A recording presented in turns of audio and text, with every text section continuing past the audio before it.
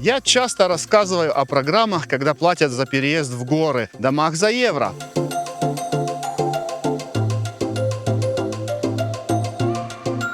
Одно из наших видео набрало почти 2 миллиона просмотров. Я сам в шоке. И вы постоянно в комментариях спрашиваете, что там делать, как жить, где работать. Ведь людей там нет, дома развалюхи, работы нет, скукотища. Мол, сюда хорошо ехать максимум пенсионерам.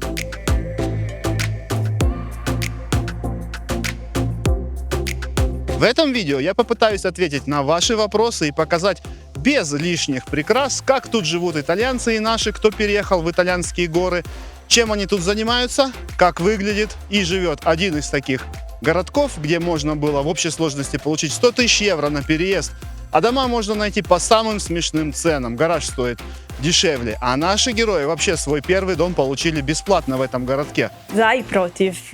За, ты живешь в природе. Все думают, что камин это такая штука, такая романтичная, очень милая, такое что-то теплое, классное. В горах замечательная арт-резиденция. Слово «замечательно» я часто говорю, потому что действительно за 3 дня это все было замечательно. Какой вопрос? Не знаю, конечно, очень непростой вопрос. Мы не скучаем, да. Ну, соскучиться здесь сложно. Солнечный день. Пустота, тишина, дороги, которые закручиваются как серпантин. Это была такая жизнь очень активная и интересная. Русский язык выучила в Италии? Я русский язык не учила. Да и городком-то его сложно назвать, это настоящие горные деревья.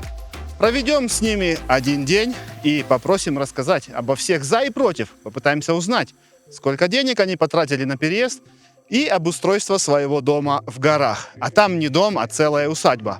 Ну что, как пел Высоцкий, лучше гор могут быть только горы, где платят за переезд.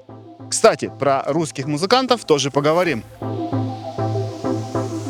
И когда я конфигурировал свой осенний тур, я специально выделил просто запас в несколько дней, чтобы навестить Сергея. Конечно, расскажу отдельно подробности программ, где платят за переезд.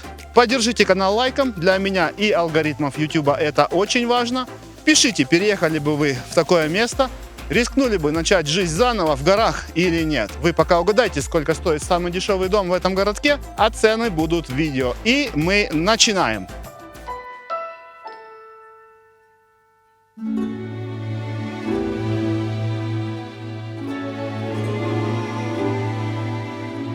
Все больше стран зовут людей в свои тихие уголки, приглашая вдохнуть новую жизнь в малонаселенные горные деревушки и отдаленные поселения. Эти программы становятся мостами между прошлым и будущим, возвращая к жизни забытые городки, где время словно замерло. Канада, Швейцария, Греция, Португалия и Италия – каждая из них открывает двери для мечтателей и смельчаков. В Италии щедро вознаграждают тех, кто готов поселиться в местах, наполненных тишиной и старинным очарованием. 30 тысяч евро в Эмилии-Романьи, 28 тысяч евро в Калабрии, 40 тысяч евро за новый дом в Ломбардии или среди горных вершин Пьемонта. Пьемонт – край, где горы стремятся вверх, а воздух наполнен ароматами виноградников и альпийских трав. Здесь программа выплат обретает серьезный размах. 40 тысяч евро на покупку или реставрацию жилья и еще до 60 тысяч евро для тех, кто мечтает вложить душу в новое дело. Звучит как сказка, которая может оказаться настоящим вызовом, способным изменить вашу жизнь навсегда. Деньги дают не просто так. Для получения выплат нужно выполнить определенные условия, о которых мы вам и поведаем. Мы с вами в Вальпеличе, долине, которую населяют вальденцы. Вдохновляясь принципами раннего христианства, вальденцы выступали за упразднение частной собственности, приверженность апостольской бедности, практику взаимной поддержки, распространение мирской проповеди и доступность чтения Библии для каждого.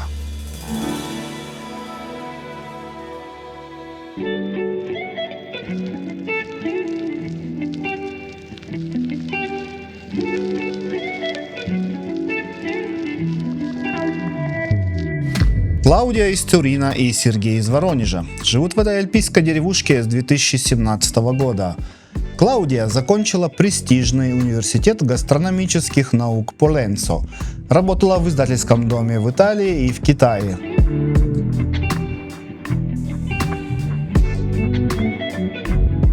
Сергей Баловин – российский художник и куратор, ставший известным благодаря своему экспериментальному проекту «Натуральный обмен».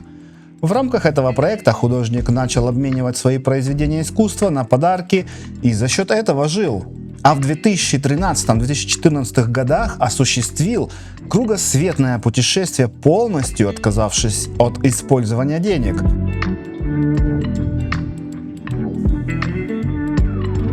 Его произведения хранятся в коллекции Воронежского областного музея изобразительных искусств имени Ивана Николаевича Крамского.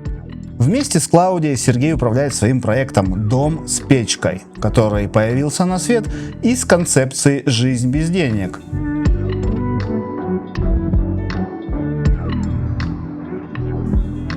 Тут, в итальянских Альпах, у них родились двое замечательных детей. Гостями дома с печкой Клаудии и Сергея были разные знаменитости, но в этой арт-резиденции может остановиться каждый. Расскажите, что здесь происходит в доме с печкой? Вот эта арт-резиденция, которую придумал замечательный художник из Воронежа Сереж Баловин, который здесь все своими руками сделал, такой маленький выставочный зал. И придумалась такая история поделиться тем, что я знаю, умею из разных областей. Вот я, так как я в последнее время занимаюсь всяким стальем и стал делать мебель и прочее, захотелось поделиться с людьми, как можно из ничего, практически, из того, что выбрасывается, из чего-то ржавого, сделать что-то интересное, забавное, и даже иногда превратить это в искусство.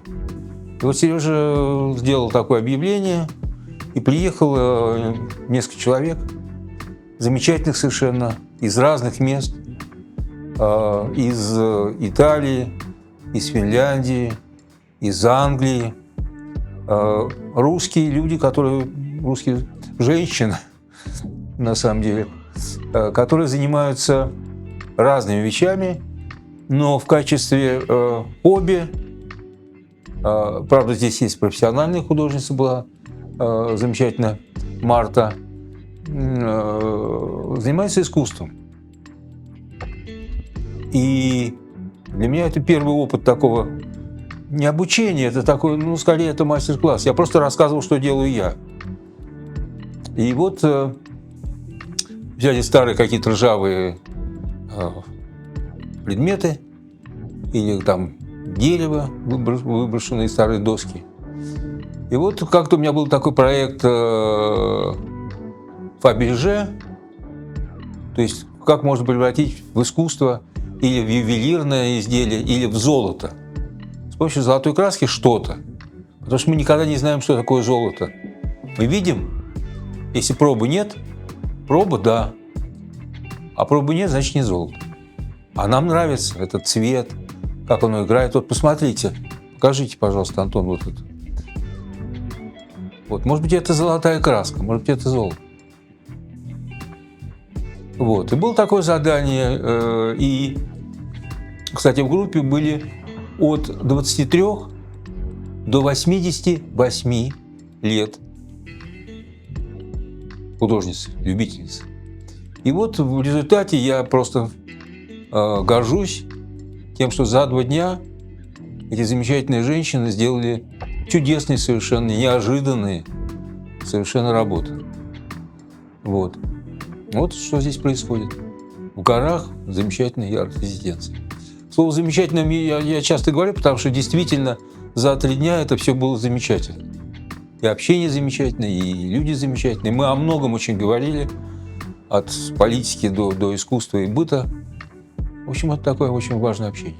Вот. И очень важно еще сказать, что по первой специальности я психиатр, и поэтому это еще все это общение и весь этот короткий проект, который длился 4 дня, носило функцию такой психотерапии для этих людей, которые приехали, и Для меня в том числе. Клаудия, ваша семья — это разрушитель стереотипов из моих комментариев, где пишут, что переезд в горы — это для стариков, и итальянцы сюда, мол, сами итальянцы сюда не переедут.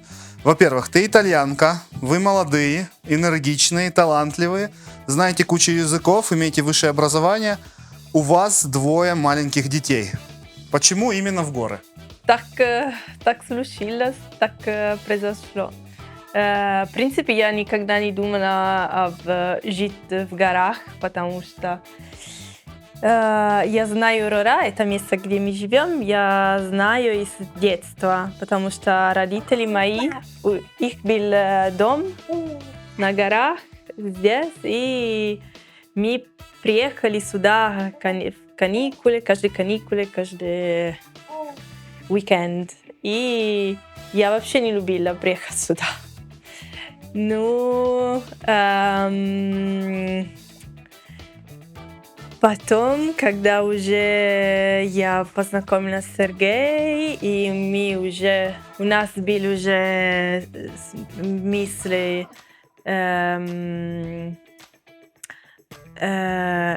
сделать арт-резиденц куда-нибудь.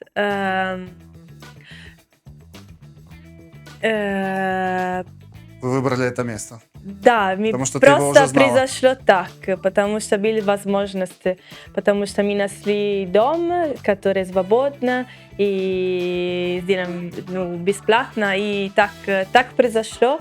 И сейчас мы очень рады здесь жить. Когда мы приехали, вообще мы не знали, как топить печку, мы ничего не знали про руральную жизнь. Ну, под время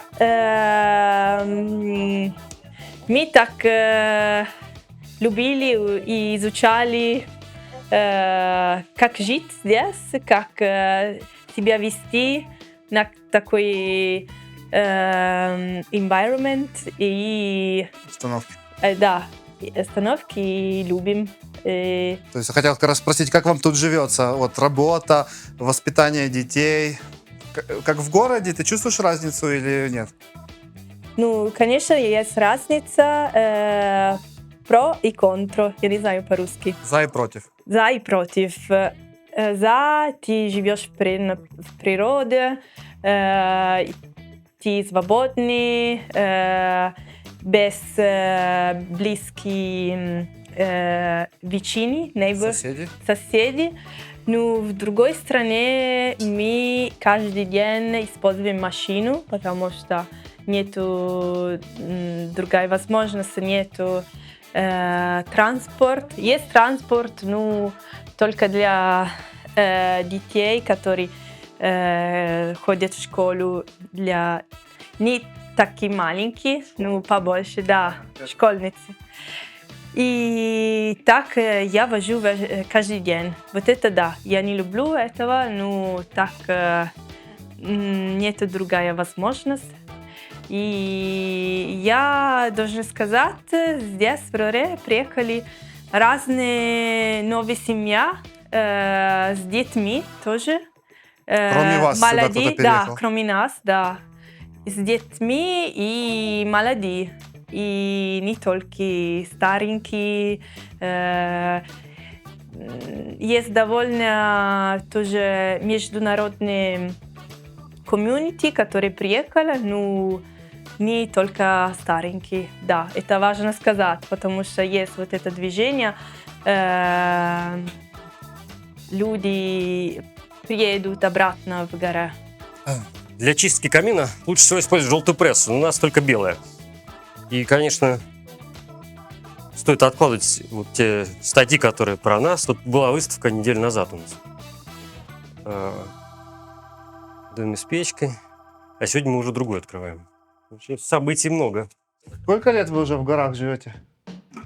Мы живем здесь порядка 7, почти 8, наверное, уже, да? Почти 8. 2016 года. А почему именно это место? Как вы его нашли?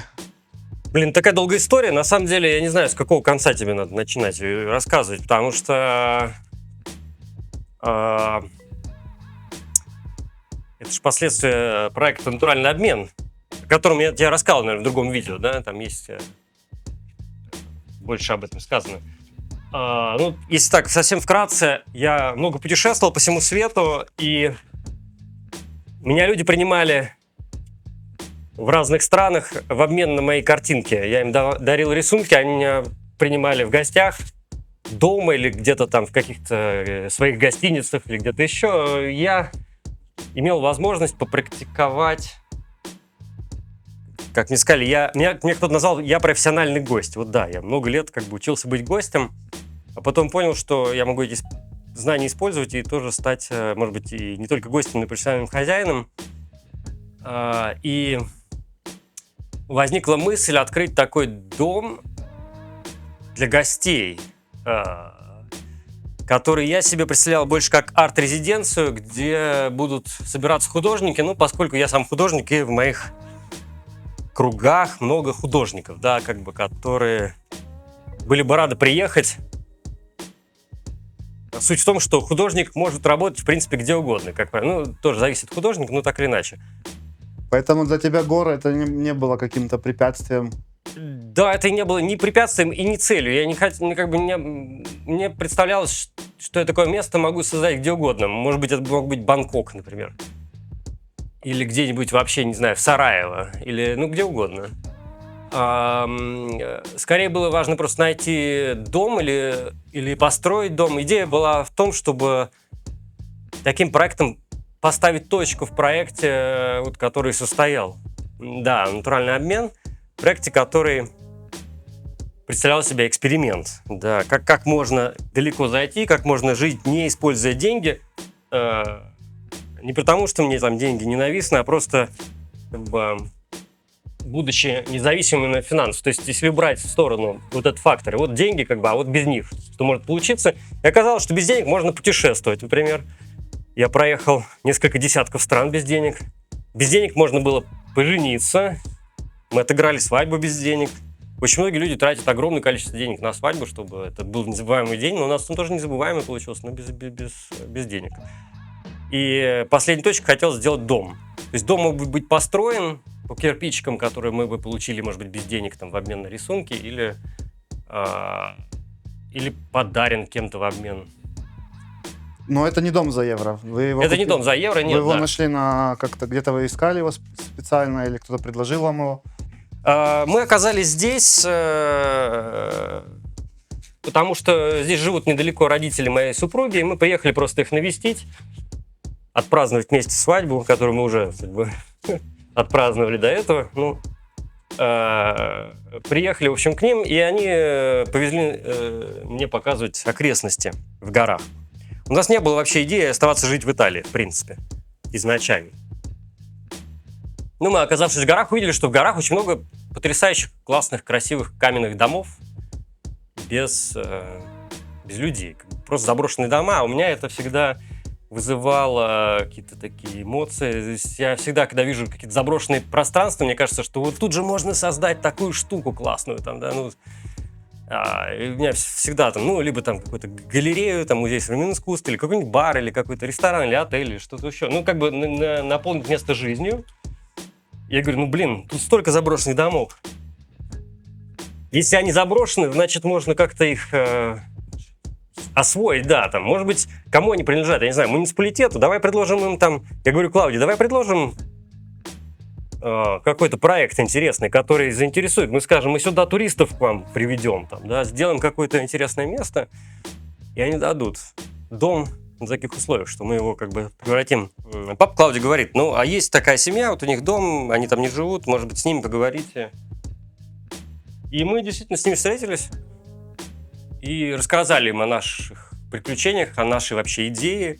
Они, конечно, наверное, это все очень странно восприняли, но с другой стороны, реакция была такая, слушайте, ну да, вот мы вам можем дом отдать, в принципе, мы там не живем сейчас, и он нам как бы вообще не нужен, мы его хотим продать в перспективе. Вы, пожалуйста, там живите, но не рассчитывайте на то, что мы как там будем его менять, улучшать там, и так далее. А дом был довольно заброшен. Мы пришли его посмотреть, запущенный, скажем так. Ну, окна, двери было, крыша. Окна, двери не везде. Мы поставили даже какие-то окна. какие-то двери поставили, крыша была. Ну, как бы вот это главное.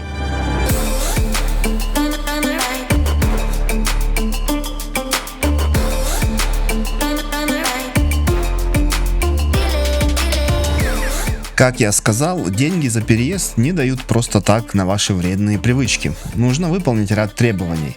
Например, в Пьемонте за переезд в горы возмещали до 50% расходов на покупку или ремонт дома, но на сумму не больше 40 тысяч евро. И то же самое на развитие бизнеса, до 60 тысяч евро, но не больше 50% от общей суммы. Вы обязаны были сначала потратить эти деньги, а потом запросить этот бонус. Кроме того, эти программы всегда подразумевают, что вы переедете в эту деревушку и будете жить там от 5 до 10 лет минимум, а не просто восстановите жилье, чтобы у вас была дача.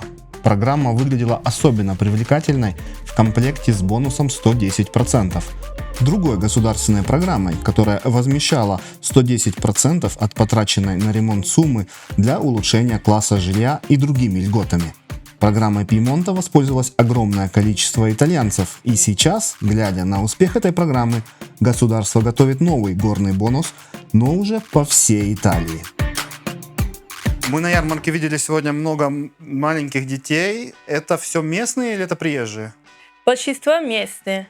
Если не местные, сами из Самарора, они из Лузерна, которые типа 8 километров отсюда. Тогда я могу сказать местные, да. Это очень приятно. А что здесь? Детский садик, школа?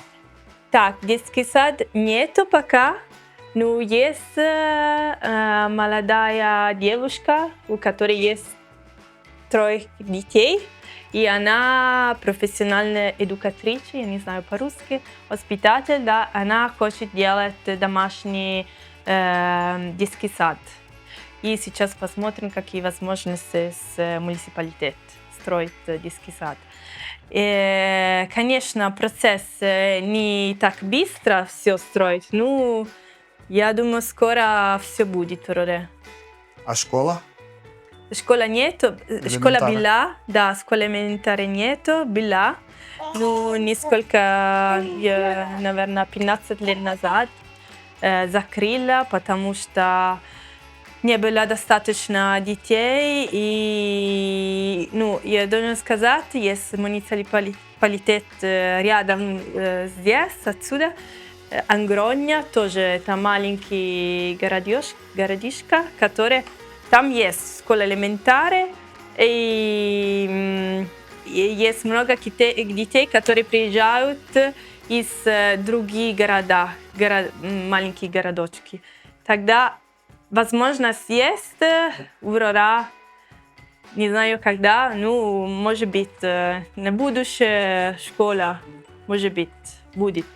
Получилось так, что мы поселились в том доме, и мы не знали, что из этого получится. И вообще мы даже не планировали там селиться. Мы думали сделать это какое-то пространство для творчества, да, там, для каких-то творческих экспериментов. И начали его как-то приводить в порядок.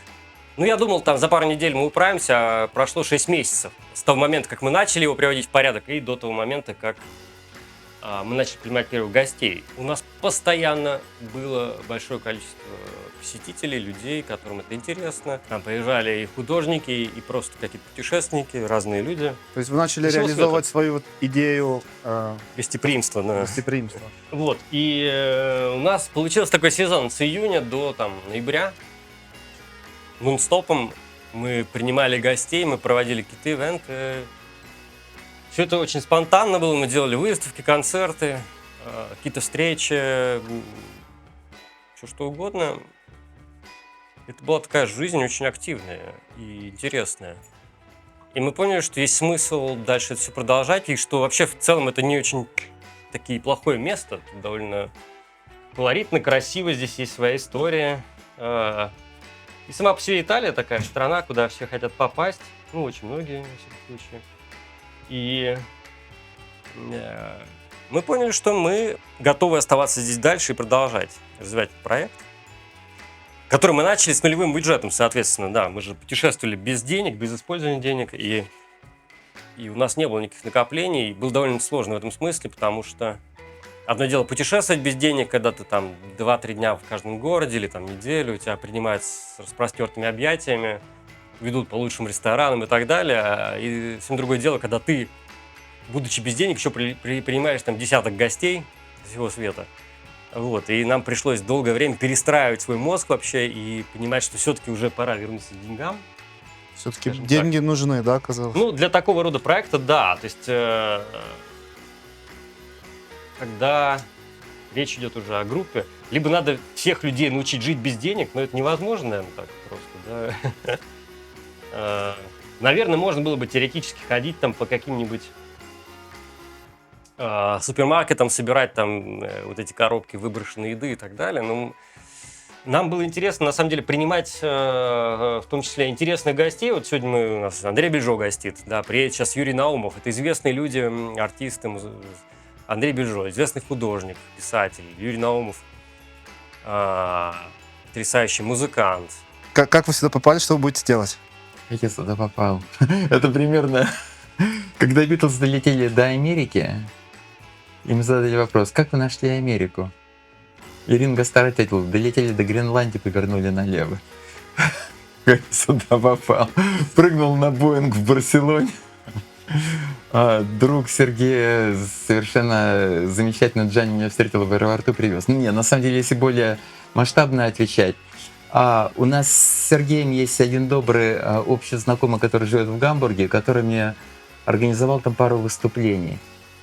И после второго выступления он сказал, что есть такой замечательный Сергей Баловин, который живет в предальпийских местах в Италии, и что у него есть просто такое умное, то есть арт-пространство и ретритное место, и что есть пожелание, чтобы я туда приехал и по возможности отыграл там выступление. И когда я конфигурировал свой осенний тур, я специально выделил просто запас в несколько дней, чтобы навестить Сергея и чтобы отыграть здесь. Так что это было, в общем-то, спроецировано поздней весной вот этого 24 года.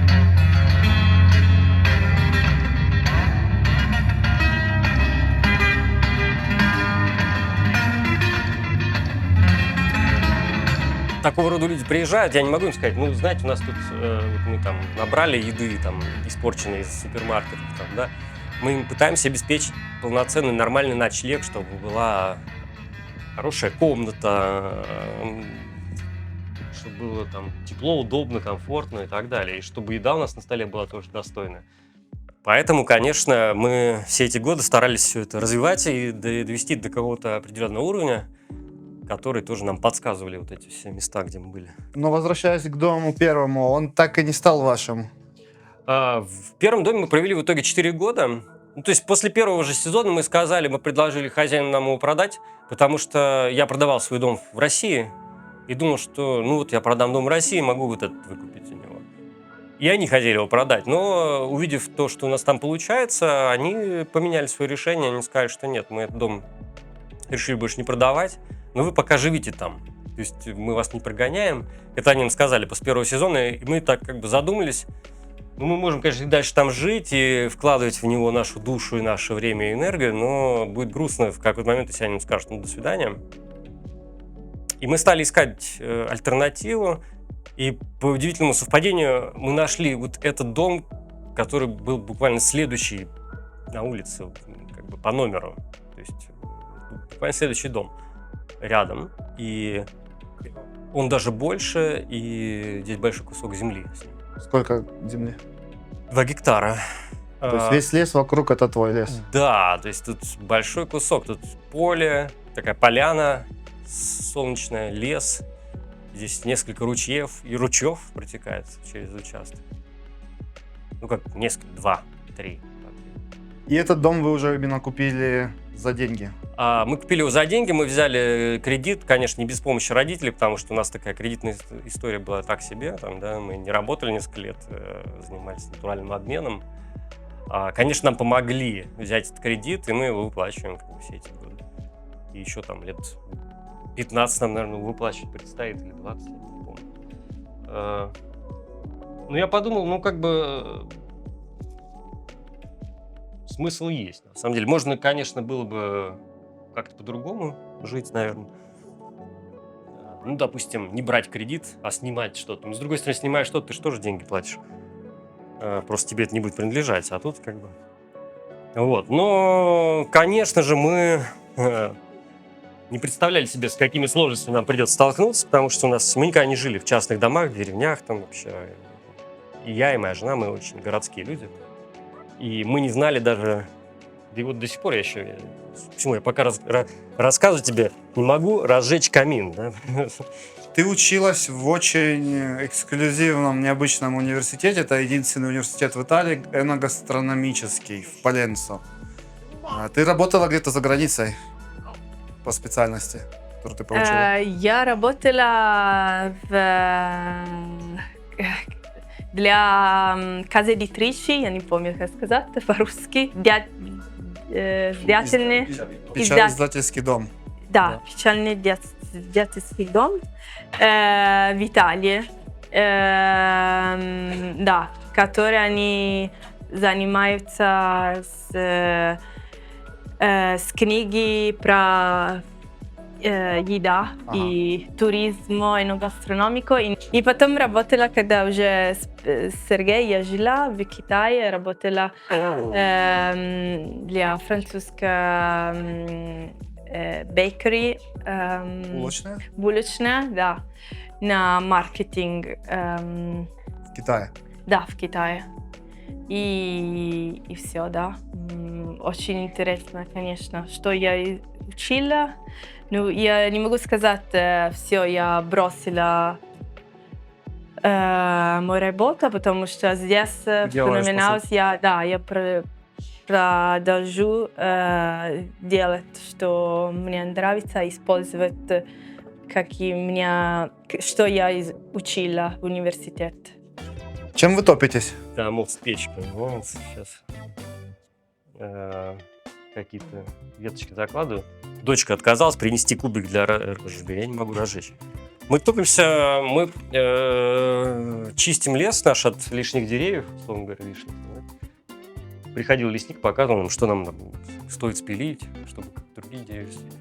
Мы их пилим каждый год, сушим дрова и этими дровами и топимся. Но мы даже покупаем, на самом деле. Нам не хватает. Не то чтобы леса не хватает, нам времени не хватает этими дровами заниматься, потому что мы живем не совсем нормальной деревенской жизнью, потому что как бы местные здесь, конечно, живут в своем ритме и по-своему. У всех тут трактора, там какие-то огромные всякие штуковины, чтобы все это делать. У нас этого нет. И потом мы же все-таки очень большое время посвящаем именно творческим проектам, довольно странным. Мы можем несколько дней там сооружать какую-то инсталляцию,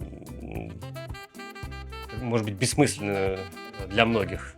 Да? Ну, в общем, потратим на это огромное количество времени, энергии.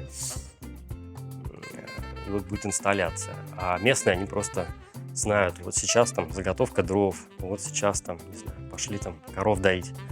У нас нет домашнего скота никакого, животных нет, и мы живем такой полугородской жизнью, на самом деле, здесь. И внутри домов у нас как бы, наверное, скорее город, чем деревня, хотя мы стараемся использовать все эти материалы, которые мы здесь находим, старую мебель, которую мы здесь нашли. Строим какие-то удобные туалеты, бары, кухни какие-то. В общем, пытаемся как-то это все сделать очень удобно. И я понял тоже, что у меня есть такой городской подход в том смысле, что мне важен каждый квадратный метр пространства, потому что я привык жить в маленьких квартирах. Сколько всего метров здесь квадратных? Ой, сложно сказать, потому что... Мне даже сложно сказать, сколько комнат меня когда спрашивают. Я однажды посчитал, мне кажется, у нас 17 пространств, скажем так. Сложно сказать, где комната, где нет комнаты. Ну, 17 отдельных пространств крытых, так сказать. Ты сказал, что родители Клаудии жили уже здесь. Клаудия, она не русская. Да, Клаудия родилась в Турине, у нее вся семья, они итальянцы. Мама из юга Италии, а у папы корни из Венета. Клаудия родилась в Турине. Здесь, в этой деревушке, где мы поселились, у них был просто летний домик. И, ну, как бы такая дача была, поэтому они уже знали это место. Вот. Клаудия в детстве не очень любила сюда приезжать и вообще не мечтала сюда переезжать, жить, конечно.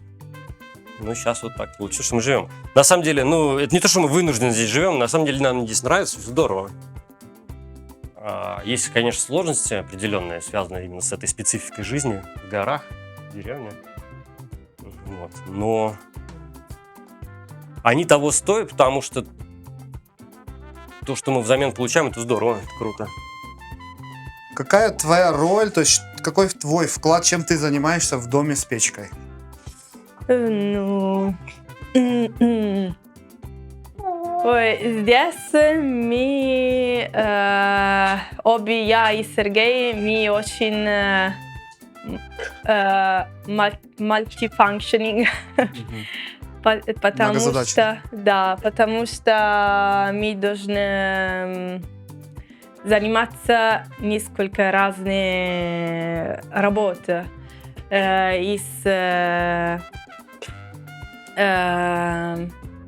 Коммуникация до кухня. Да, я готовлю, Сергей тоже готовит. Я убираю, Сергей тоже убирает. Я большинство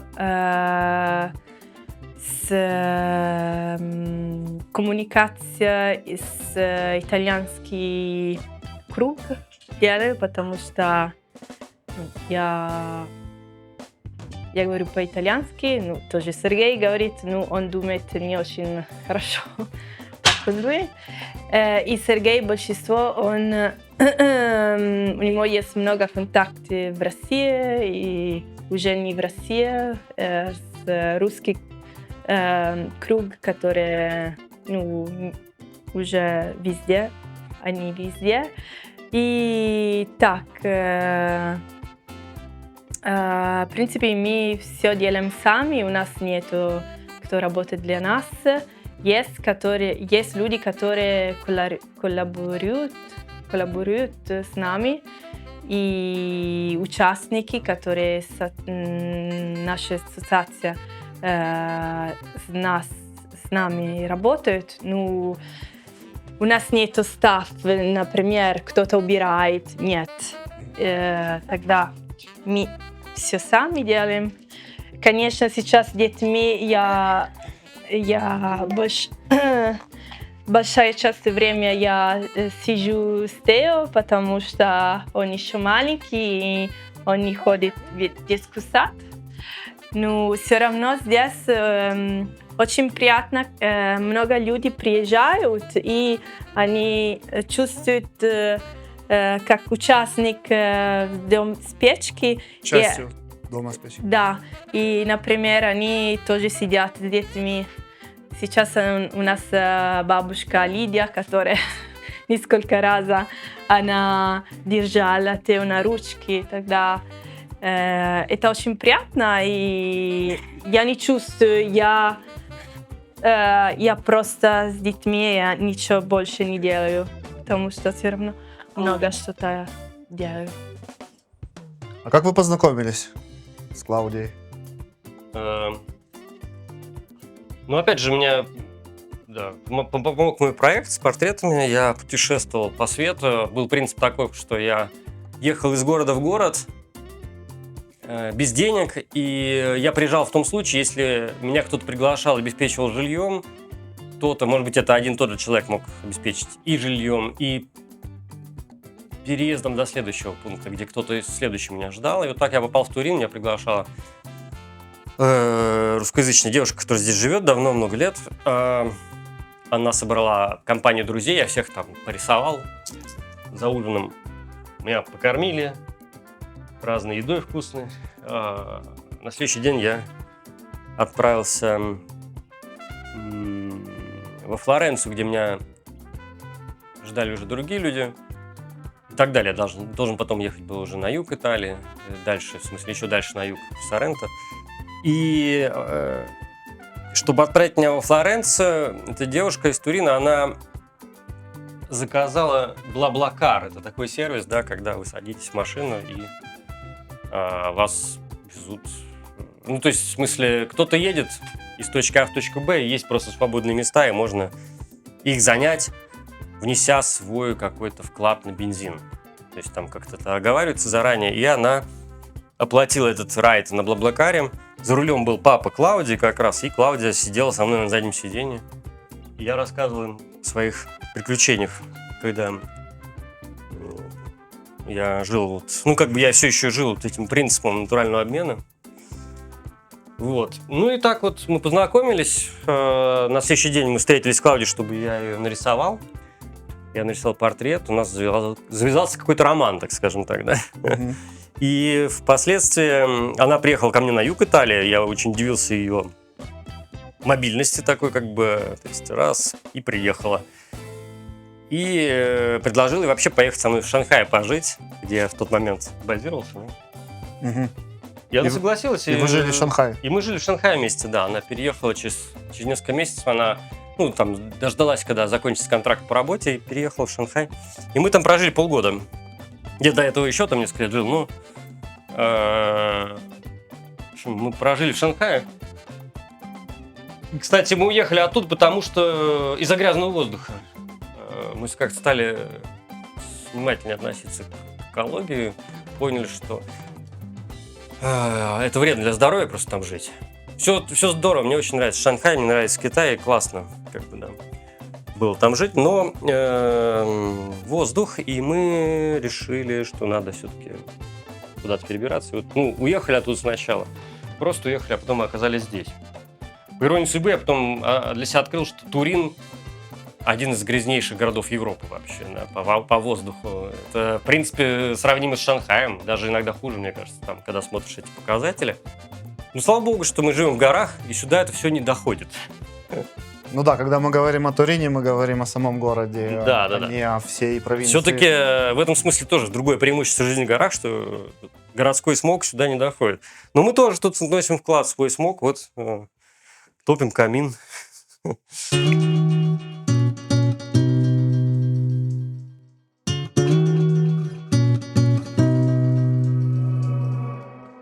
Среди гостей арт-резиденции «Дом с печкой» можно встретить такие яркие имена, как Михаил Шишкин, Иван Максимов, Леонид Шмельков, Антон Кротов, Владимир Кожекин, Ксения Федорова, Наталья Березовая, Марина Карпова, Наталья Залозная, а также Андрей Бельжо и Юрий Наумов, которых вы уже видели в нашем видео. Этот дом словно магнит притягивает талантливых и необычных людей. Каждый, кто здесь побывал, отмечает не только вдохновляющую атмосферу и красоту Альп, но и невероятное гостеприимство хозяев Клаудии и Сергея. Они наполняют этот дом теплом, душевностью, которая ощущается в каждой детали, в приветствии, в уюте комнат, в ароматах домашней еды. Гостям здесь так комфортно и уютно, что никто не хочет уезжать. Есть удивительная магия в том, как дом с печкой меняет людей. Чем дольше ты здесь остаешься, тем больше понимаешь, что это не просто место, это живой организм, который принимает тебя в свою теплую семью. Ты становишься частью этого удивительного пространства, а оно частью тебя. Все, кто приезжает сюда, в итоге уезжают с мыслью: вот это было по-настоящему.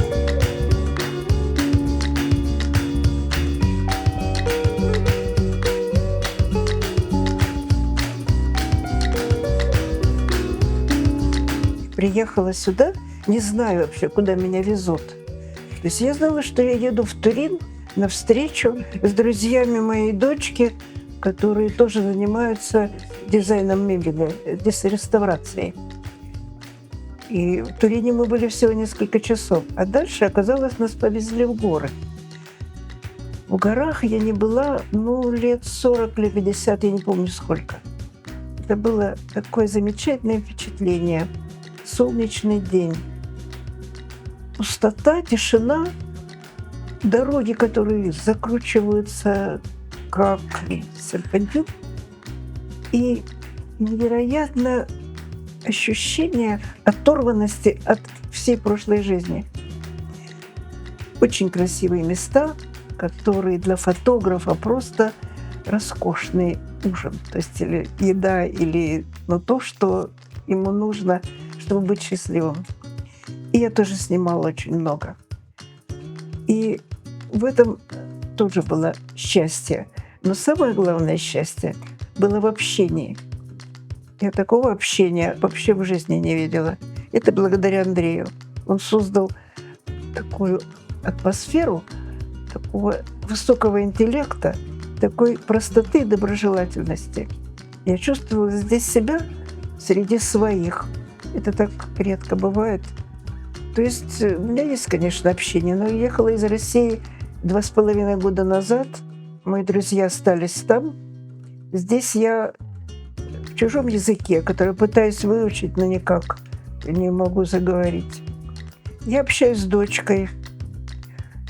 По интернету я общаюсь со своими внуками, которые в разных странах живут. Внук живет в Тбилиси с женой, а внучка живет в Лондоне с мужем. Я здесь изолирована. И тут я попадаю в среду своих, с которыми можно говорить о чем угодно. И не понимают, сочувствуют и принимают меня такой, как я есть. Это такое чувство невероятное. Общение здесь, просто превосходно. И я буду об этом помнить, потому что такое вряд ли повторится. Это мне даст заряд бодрости, радости надолго. И я благодарю этот дом, его хозяев, которые придали этому дому уют, красоту. В общем, невероятно преобразовали ее. Не только потому, что они очень добрые и талантливые люди. Они действительно относятся доброжелательно и рады всем гостям. То есть это замечательный дом. Я хочу ему пожелать, чтобы его известность росла, больше и больше интересных, талантливых людей посещали его, и чтобы семья эта процветала, чтобы дети стали похожи на своих родителей, и чтобы мы еще встретились когда-нибудь.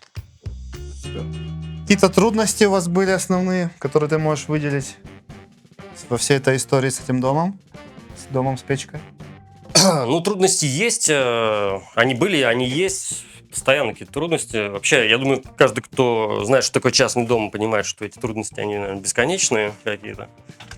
А трудности были с тем, что мы, к примеру, есть программы такие вот эти, далее был такой бонус, который назывался Cento Dieci, то есть 110% тебе давали на реставрацию жилья, чтобы меньше использовать ресурсов на отопление, да. Давали деньги на утепление фасадов, там, смену окон и так далее. Мы подумали, как здорово, можем в этом поучаствовать, наверное. И пригласили людей, которые занимаются этим всем. Пришел такой человек, я не знаю до сих пор, какой аналог в русском будет геометра, да? Геометр как бы, есть... Геодезист он, по-моему, но это... Ну, это не то, мне кажется, да? Это больше геодезист — это земля, да? У нас больше архитекторов. Геометр тоже землей, потому что в России геодезисты не занимаются Помещениями. административными бюрократическими. Ну, в общем, да, это какая-то странная такая профессия, что-то между там бюрократом, геодезистом и архитектором, да? Человек, который приходит и говорит, хорошо, у вас можно попробовать вам поучаствовать в этом конкурсе, но все, что у вас здесь имеется, все эти помещения, там, здания, строения, все это должно точно соответствовать кадастру.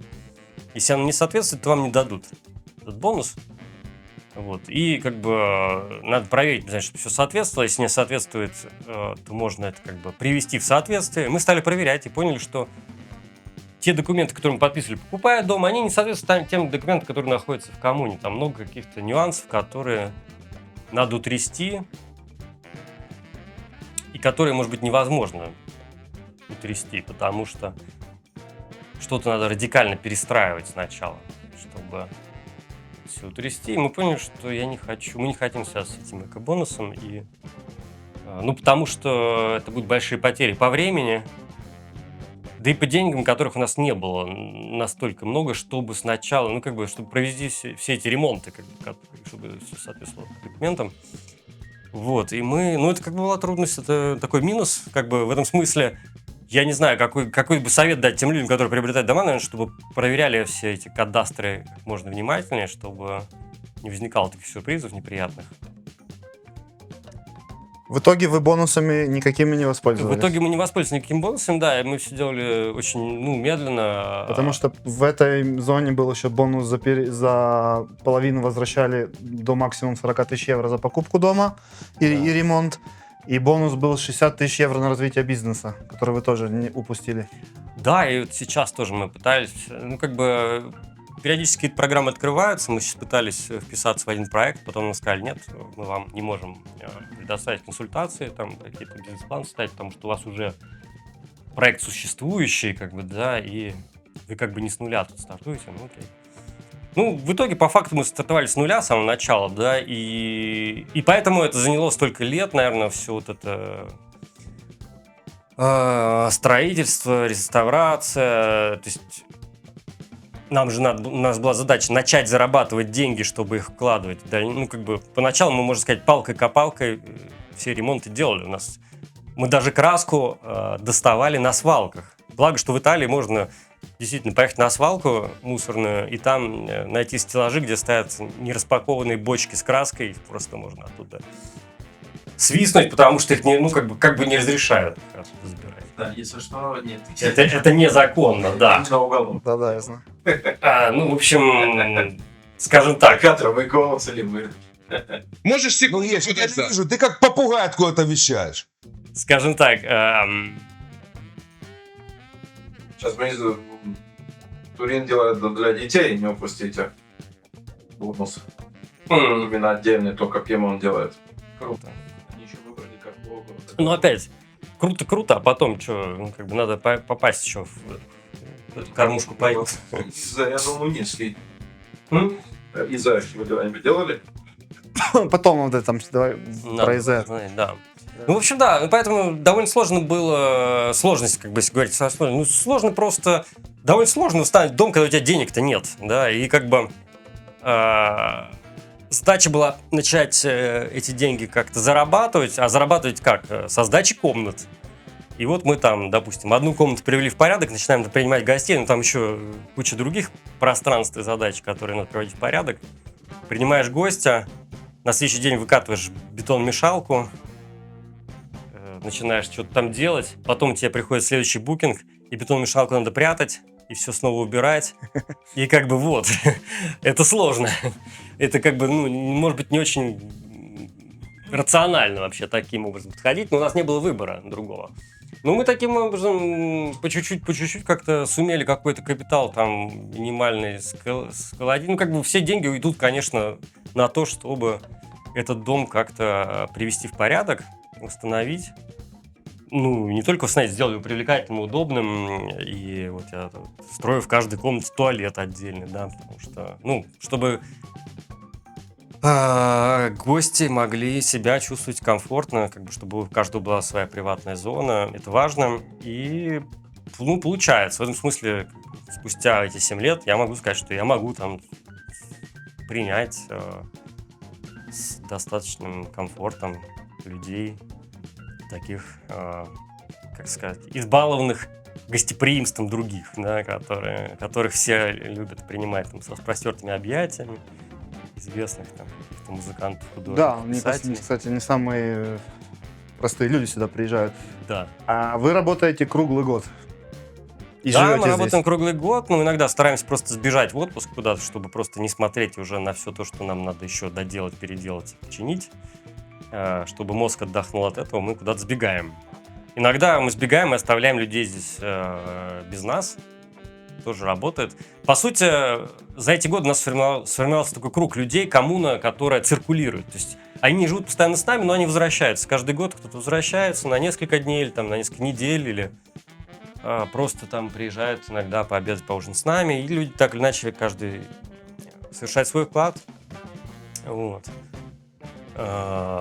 И иногда мы просто можем доверить дом, уехав здорово. Если бы ты вернулась назад сейчас, как в тот момент, когда вы принимали решение, делать дом с печкой или нет, что бы ты сделала, если бы у тебя был шанс поменять Ой, свое как- мнение? Какой вопрос? Не знаю, конечно, очень непростой вопрос. Да, нет, все нормально с дом с печкой. Просто, конечно, в мире ситуация такая очень сложная. И наше место в течение года, которые работают, есть разные роли. Например, когда началась война, мы принимали много людей из России, из Украины, которые они убежали. И я думаю, на будущее, я не знаю, что будет, как будет дом с печкой, потому что мир меняется, и тоже, я думаю, потому что дом с печкой это все равно процесс. Это люди, это не просто что мы хотим делать. Ты примерно можешь сказать, сколько вы всего потратили денег на это мероприятие? Ой, невозможно вообще. Я даже не знаю, это невозможно посчитать. Ну, потом надо учитывать, как бы... Ну да, невозможно деньги посчитать. Можно сказать только, что первый год, когда мы начинали, у нас вся мебель, все кровати, матрасы, все, что у нас появилось в доме, дом-то был пустой, это все появилось благодаря тому, что это можно в Италии достать бесплатно. Просто многие люди дарили бесплатно, просто дарили мебель. Просто есть всякие красные кресты, какие-то магазины, куда можно прийти или там за копейки. Ну, а если денег совсем нет, мы как бы говорили, они им просто отдавали бесплатно. И это здорово. Потом, когда у нас стали появляться чуть деньги, мы уже стали покупать. Но вот в чем кайф, что стартовать можно вообще с нулевым бюджетом, и это как бы классно. А мне пишут, что вот тут типа 1 миллиард евро надо потратить, никто тебе ничего не даст. А оказывается, вот как можно. Дают нам. Слушай, еще вопрос такой. Сколько тут стоит самый дешевый дом? Я думаю, 8 000 можно взять. Прямо дом, да. Ну вот недавно там продался за 12. Ну как бы это был не совсем прямо дом отдельно стоящий, но это ну, как бы самостоятельно, да, дом. Там был, там 3 помещения, или даже 4. 12 000 евро, это в этой деревне. Мы смотрели именно, потому что иногда наши гости хотят что-то купить, и мы смотрели разные. А в деревне у вас есть необходимые сервисы? Да, Магазин? ну, минимально. Надо учитывать, что в деревне живут 250 человек. Конечно, это немного. Когда-то здесь жило там около 1000, когда в деревне лучшие времена. В индустриализацию все уехали. Скажем так, 250 человек живет, но в деревне есть магазин, который каждый день работает в определенные часы, не круглосуточно, конечно, но он есть. Есть всевозможные центры, скажем так, культурные центры на самом деле. То есть здесь есть местная церковь, которая организует какие-то мероприятия, ивенты. Вот сегодня была ярмарка. Сейчас вечером будет концерт в деревне, завтра еще другой концерт, который мы организуем. Тоже в церкви. Церковь здесь довольно активное участие принимает в культурной жизни. Есть школьный автобус, который вывозит детей в городок, до которого ехать 10 минут на машине. То есть 10 минут это ближайший крупный город, где можно... Где можно получить все необходимое, включая школу и где доктор, где школы, где там аптеки. То есть вы магазины изолированы, всевозможные. но вы на самом деле не изолированы, потому что, но здесь нужно машину иметь. Без машины тут, наверное, вообще можно жить без машины в таком месте? Есть люди, которые здесь живут без машины. У нас, кстати, есть в деревне чат, называется Траппо Рара. Это как бы чат, посвященный именно Подкинь в кто Рару. куда едет, там, и там каждый день кто-то пишет, там, кто там едет сейчас туда-то, и люди как-то синхронизируются. Ну и плюс здесь автостоп работает, тоже можно выйти, поднять руку. Вот. Ну, есть автобус, это школьный автобус, который сейчас интегрировали, он как бы уже не только школьный, он для людей тоже работает, но он ходит там утром вниз, в обед назад. То есть только 2 раза в день, в смысле, ну да, 2 раза в день. Конечно, ну, это самая большая, наверное, проблема, это публичный транспорт. То есть как бы сложно довольно рассчитывать на этот автобус. Ну, то есть можно здесь жить и без машины, но нужно иметь, как бы, жить специфической очень жизнью, да, как бы затворнической такой. Ну, есть и люди такие, которые так живут. Amazon доставляет сюда посылки?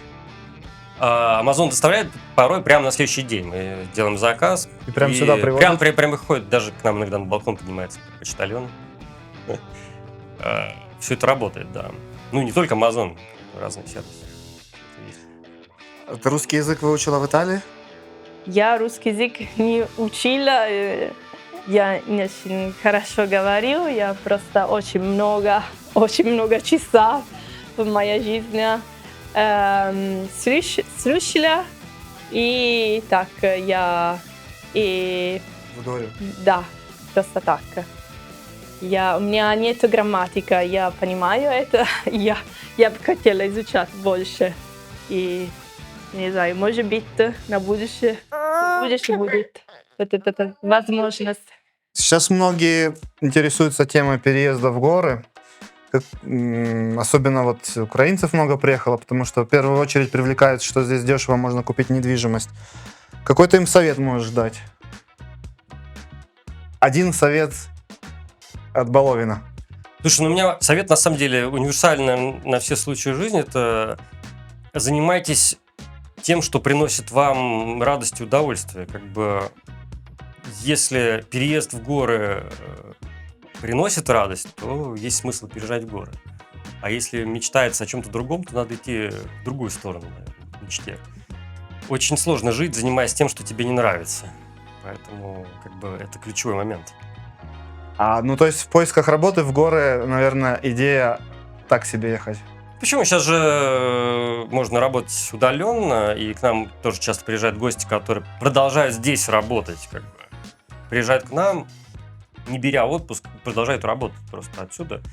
То есть для удаленщиков идеальный вариант, наверное. Ну, не на самом деле, когда мы наверное, открывали хороший проект, вариант. я тоже об этом думал с самого начала. А зачем сейчас жить в большом городе, если ты можешь работать удаленно? Потому что преимущества жизни на природе очевидны. То есть чистый воздух, есть чистая вода, фрукты, овощи из сада, огорода. Плюс много. И, в принципе, культурная жизнь не такая уж тут бедная. Ну, потом наш частный случай, он такой особенный, наверное, потому что нам нет необходимости ехать в театр там или куда-то там на концерт. Концерт приезжает к нам, и театр приезжает к нам. Поэтому в этом смысле нам не скучно, мы живем довольно такой богатой, насыщенной жизнью. Вот. Потом иногда даже слишком много происходит. Вот сейчас мы через час откроем выставку Андрея Бельжо, а завтра концерт Юрия Наумова. Одно событие за другим. Короче, вы не скучаете. Мы не скучаем, да.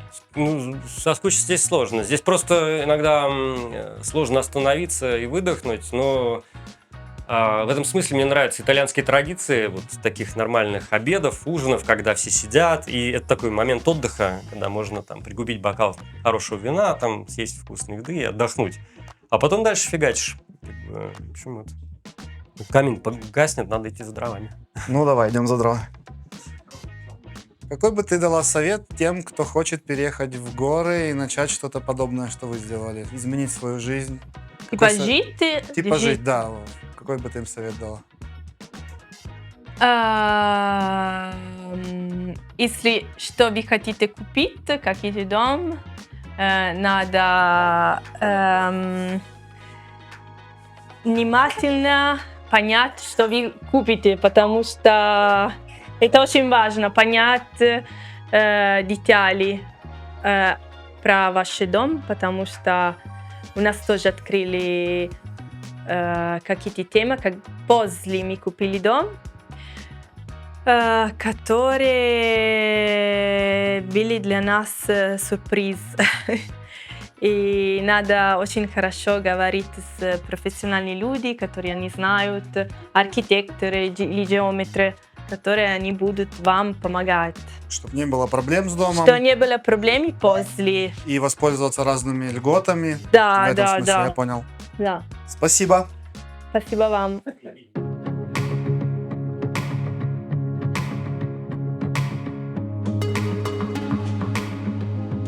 Печка какого года? А, ну здесь дата вот как раз, наверное, 1896 1996 год. Ага. год.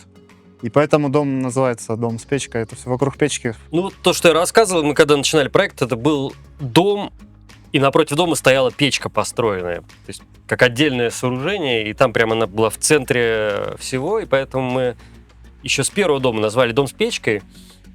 И когда отправились искать дом уже для покупки, оказалось, что тут тоже есть печка, и мы были рады этому факту, потому что ничего не надо было менять. Как бы бренд уже существовал, дом с печкой. Сохранили бренд. По-английски он Stone Oven House, немножко по-другому звучит, как бы, да, или Casa col Forno по-итальянски. Но все запомнили, как бы прижилось это все. Вы в этой печке печете, делаете еду, да, хлеб, пиццу? Пиццу, хлеб, можно мясо там запечь, ну, что угодно, да, но вот мы не так часто это делаем, как бы все зависит от того, как много гостей, потому что 3 часа надо на растопку такой печки, как минимум 3 часа. И, ну, зато пицца потом за минуту готова, в принципе. Как в пиццерии. Кидаешь, и через минуту пицца готова. А потом она долго остывает, еще на следующее утро в ней можно разогревать еду. Ага. Вот, и какие-то блюда можно на всю ночь вставлять. Ну, как бы мы поджигаем, когда много гостей, на самом деле. Вот. Но это очень классно, и очень красиво, тепло. Вот. Согласен.